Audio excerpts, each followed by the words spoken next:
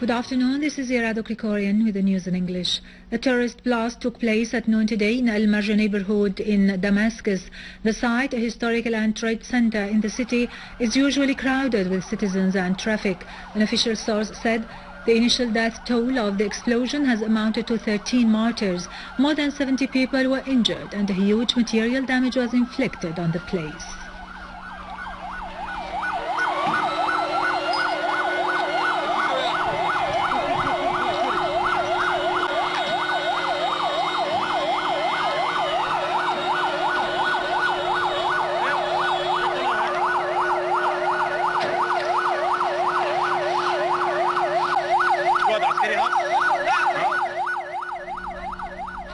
A media source said that the internationally financed and supported terrorism has committed an ugly crime against Syrian citizens in the historical and trade center in the city of Damascus.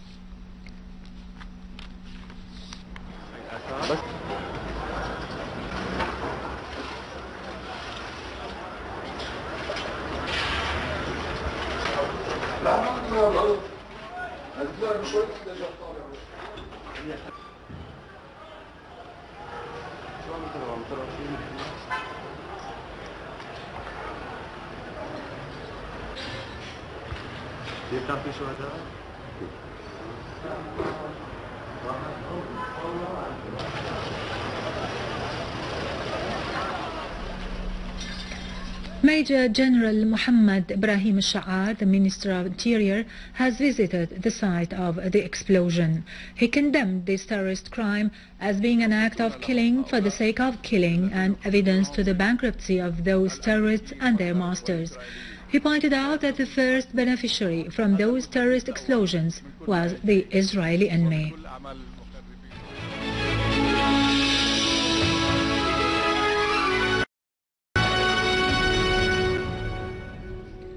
Our armed forces today destroyed a warehouse of arms and ammunition and a number of various missiles in a campaign against terrorist hideouts in Latakia suburbs. Scores of terrorists were killed or injured during the operations. A military source said an army unit intercepted terrorists from Jabhat al-Nusra who had tried to attack military checkpoints in Khirbet Soulas in Latakia suburbs, killing them all. The source added that several Jabhat al-Nusra terrorists were killed and a number of missiles and an arms warehouse were destroyed in Ghammam village in the northern suburbs of the governorate. In Idlib countryside, a unit of the Syrian Arab army has destroyed 2 mortar guns and eliminated a terrorist gathering at the crossroad of al-Janudiyya in Jisr al-Shughur, killing all the terrorists at the site. Meanwhile, a military source in Hama said that a unit of Syrian Arab army killed many terrorists and injured others in an operation against their hideouts in al-Hawaz of al-Ghab area, destroying different kinds of weapons. The source added that another army unit destroyed a number of terrorist hideouts for Jabhat al-Nusra, killing all terrorists inside in the towns of Kafar Nabouda and al-Karakat in the northern countryside of Hama. In Hom's suburbs, our armed forces continue their campaign against armed terrorist groups in the western suburbs of al-Qusayr city. The army has thwarted terrorist infiltration from Lebanese territories into al-Qusayr suburbs and Homs, inflicting on them heavy losses.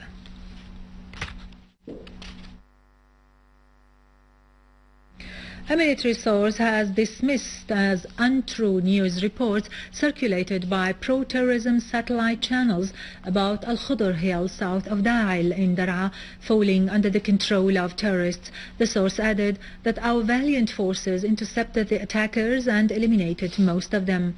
Among the killed terrorists, Ismail Dayfallah al-Jamus, Usama al-Nahas, nicknamed As-Suluk, Muayyad al-Natur, Ali Khalil al-Muqbil, Nasser al-Subhi, Ahmed al-Bardan and Ahmed Musa al-Masri were identified.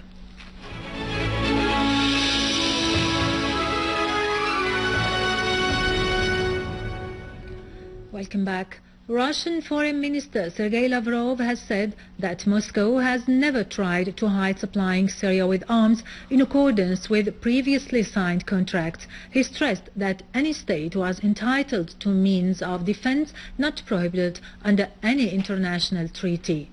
In an interview with the British Foreign Policy magazine, Lavrov added that such contracts stipulated providing the Syrian government with anti-air defenses.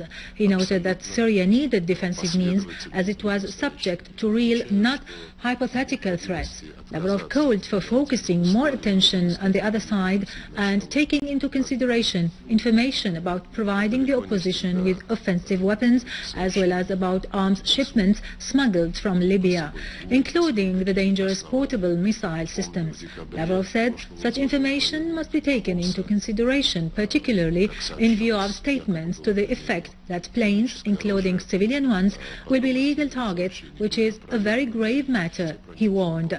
The Russian foreign minister reiterated his country's call for an end to violence and the beginning of dialogue without any preconditions. Lavrov referred to some positive changes not only in the stance of Washington, Paris and other European capitals, but also in those of some Arab states that have started to talk about things they did not talk about before, such as the need to initiate dialogue. German Defense Minister Thomas de Maizière has warned against any foreign military intervention in Syria, saying that such an action would be a very complicated and costly operation.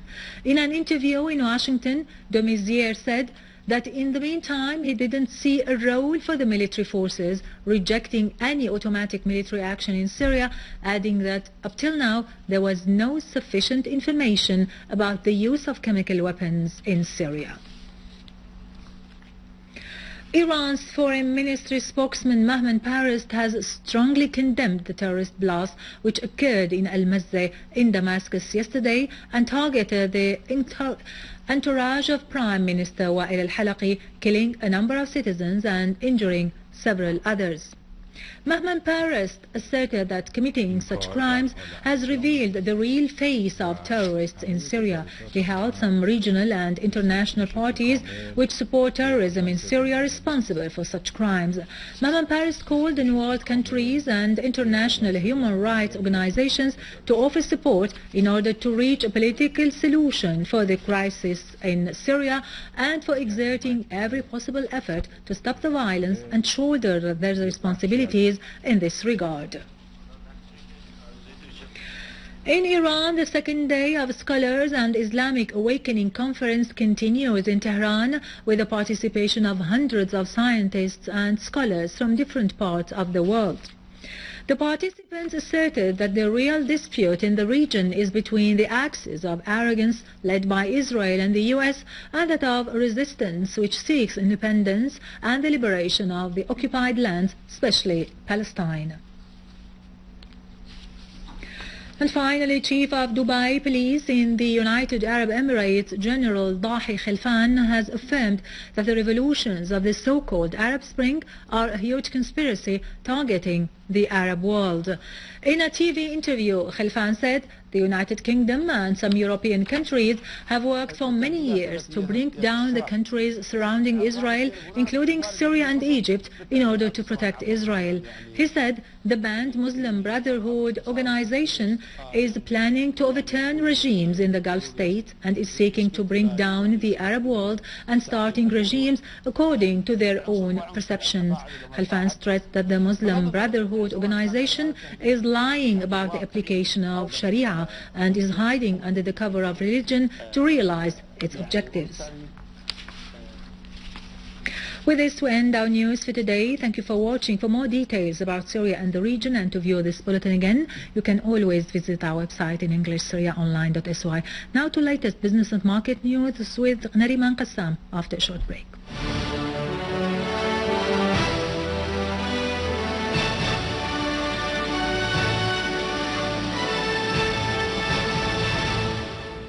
Ladies and gentlemen, good afternoon. Minister of Foreign Trade said that the ministry has never approved transporting any manufactured commodity outside Syria.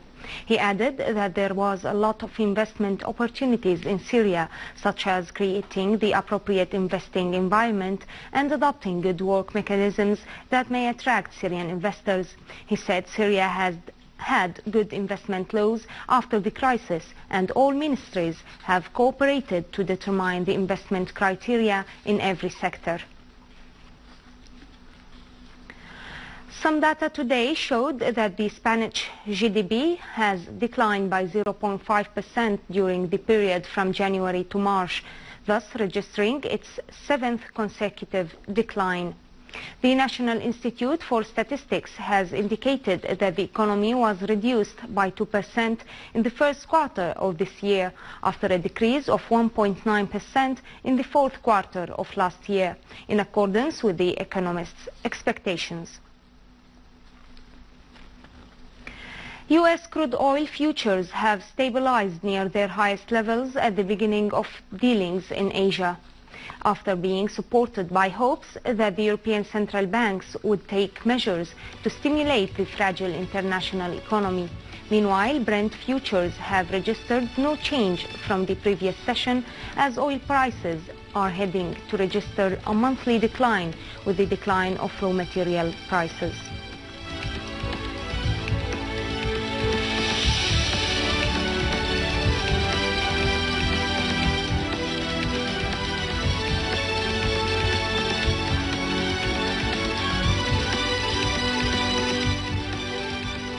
European shares climbed, heading for an 11th month of gains, while the U.S. index futures slightly changed as Asian shares rose, with the regional benchmark index heading for the highest closing level since June 2008. The Nikkei index dropped 0.2%, though it is heading to register its best performance in 20 years.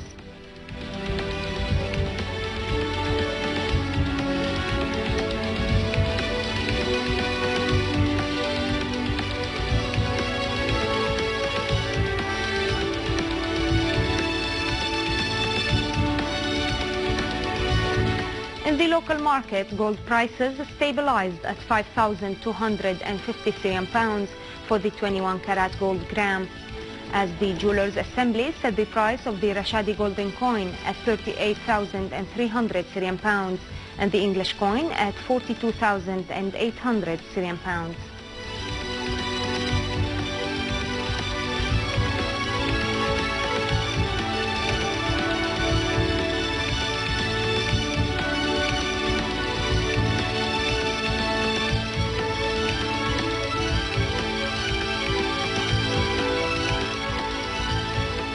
The euro dropped one-week high against the US dollar amid speculations that the European Central Bank may lower its key interest rate.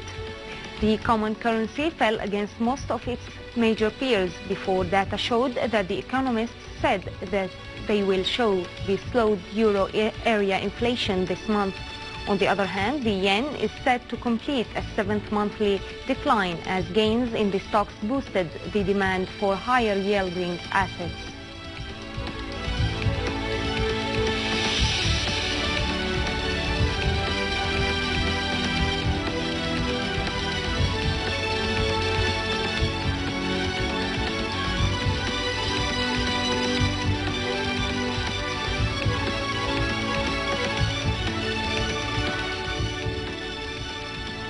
Ladies and gentlemen, this was our economic news for today. Thank you for watching. Goodbye. Have a nice day.